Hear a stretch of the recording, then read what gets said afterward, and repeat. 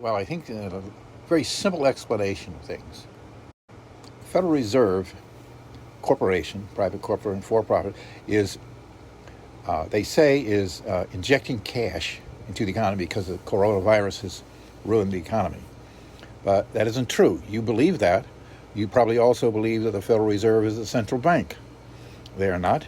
They are a for-profit corporation. They are not part of the federal government, and they're not a bank. They have no money. What they do, as they were given the legal right to do by Congress because they twisted their arm, is to print up debits to the U.S. government. So the government is basically borrowing. What are they borrowing? If the Federal Reserve doesn't have any cash, what are they borrowing? Well, what's going on is that the Federal Reserve was also given the right to charge the federal government interest on those credits, period. Now, it's a scam.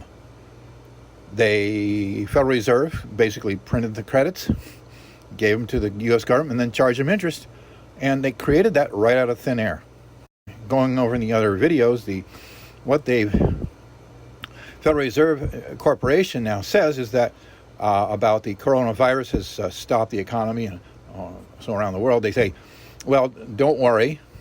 We'll extend as much, we'll manufacture as much of these credits. Of course, they love it because they're making money, because they're going to charge you interest on stuff that they're just creating out of thin air. I mean, what kind of a business model is that? Ingenious, right? Yeah, that's what they're doing. And unfortunately, this is diluting the U.S. dollar. Well, of course, the more of these ghost dollars that you print up they go into circulation in reality and begin to dilute the dollar. Now, the Federal Reserve has done $3 trillion of the stimulus, and they're talking 3 or 6 trillion in the bond markets, and they're talking about another trillions and monthly trillions, and I mean the Federal Reserve says, don't worry, we'll manufacture enough of this phony dollars to bring the economy out of the doldrums. Well, it's going to create hyper devaluation of the dollar because other countries are already concerned about what's going on in the United States, and when they start dumping their dollars, it's going to accelerate the devaluation of our dollars. What happens is that when you have an extreme devaluation of the dollar that's coming by the Federal Reserve, according to their words and intentions, you have extreme rise in prices. That's it. Hyperinflation, hyper-devaluation, hyperinflation. Now, Venezuela was 1,000,000% last year. Red Cross estimated it would be 10 million this year. That means that if you had $10 million in a bank account at the January, you'd have $1 in spending power in December. That's it. That means that everybody around the world who holds any U.S. dollars, the value of their holdings will be divided by 10 million%. Or if it's higher. So people's holdings of dollars all around the world are basically going to zero, particularly in the United States, because nobody's got $10 million as an average savings account. And even they did, it'd only be worth $1 at the end of the year. And this is a reality. People think this is just a scenario. No, this isn't actually happening in Venezuela, Zimbabwe, and Argentina. They're hyperinflation. That's what happens. Now, the real problem is that the big four are in almost non-existent. Food, medicine, antibiotics, jobs and money, and personal safety. Okay, big problems. I talked with a woman in Venezuela. I said, is what's going on there true in the report? She said, yes, it is. I said, well, how are you surviving? She says, I live next to the border of Colombia, and I go over there every day for food or jobs or whatever, medicine. Now, as you see, contiguous countries, their currency will not be affected. This is a problem of the U.S. dollar that's being caused by the Federal Reserve Board. And that's why I'm asking for governments and other people around the world to get a UN intervention, some other kind of intervention against the Federal Reserve Corporation in the United States. Furthermore, why are they doing this? Well, you can read in the videos what they did with the stock market in the 1929, how they manipulated the margin call and crashed in the market, and the 2008 real estate crash, etc. And now the stock market is getting poised again. Interest rates are again zero. It's up to 29,000 or so, and so they're getting poised to basically fleece the U.S. citizens. They've taken all the money out of the government. The government has no money here. There's some left in, and that's how they make their money, basically causing these fluctuations extreme in the economy and business cycles, and they know what's coming because they regulate the interest rate. They have the exclusive right to do so. This is not their primary target, the United States. The dilution of the U.S. dollar going into extreme and rapid devaluation and dilution, they actually have a different target in mind. The target is China. And you wonder why Trump and China are going at it. Well, the West has long tried to get at the East. The Opium Wars, the Vietnam. It just seems like there's an insatiable hate relationship of the West to try and dominate and extract wealth and other things out of the East. And this is no exception. What's going to happen now? Well, China has huge reserves of the federal treasuries. I mean, I think it was 68% of their government's reserves or something, The population, the country saves like 40% of its GDP in savings. So the government has trillions that it's going to put in the stock market and to finance the Belt and Road Initiative and other things that it's doing. It's really puffing along as an economy. And then the citizens themselves save around 33% or so of their monthly income into savings. And they have estimated trillions, and they're ready to put that in the market and other places as well. Well, the interbank people, of whom the Federal Reserve Corporation is but a branch office, basically. The interbank people are, the major banks of Great Britain and Bank of England and Deutsche Bank and a couple of others over there that are based out of Switzerland, essentially. This is what they do. This is how they make their money. And President Xi is not letting them in to be the, quote, central bank, because he sees what happens when you let interbank put a branch office in your country. They extract the wealth out of it, hand over fist. That's what they've done in the U.S., and they've done it in other countries as well. China is a plum. They have so much wealth, phenomenal wealth compared to any other country probably that's been around in the world, in history of the world, is my guess. I haven't looked into it, but there is phenomenal wealth. And interbank can't help themselves. I mean, they have an insatiable greed that is the highest in the world. And they're looking at that wealth in China, and how are they going to get to it? Okay? Well, that's the hyper devaluation of the U.S. dollar. And this is the mechanics of what will transpire. They continue with their dilution of the U.S. dollar because the American public, with this paranoia. And paranoia is totally unnecessary to control a disease, but paranoia is being used. And the function of it is to pump, close more and more businesses down, and of course people want more and more dollars. So this is just works right into the plans of the Federal Reserve Corporation to get more dollars circulating and dilute it. And so as this dilution continues, the value of the U.S. treasuries that China holds will essentially go to zero. It doesn't matter if you have $1 trillion. The Zimbabwe note was like 5 quintillion to $1 American. Okay, I mean that would one.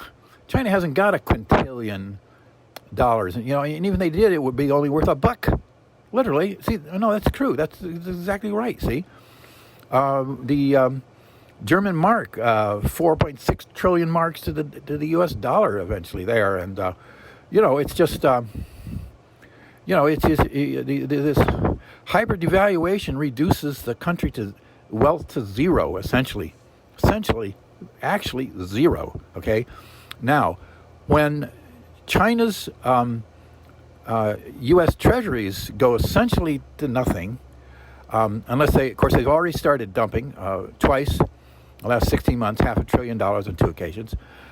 Their economy, that's fueling income for their economy, to develop their economy. And they've, the West has said, please devalue your DMV, your RMB by, like, I don't know, 3% or something, just to, stop this, the strength of the, and China has said, look, that would cause so much, even a little bit would cause so much unemployment and disruption in our plans that we're not going to do it. And they haven't done it, right?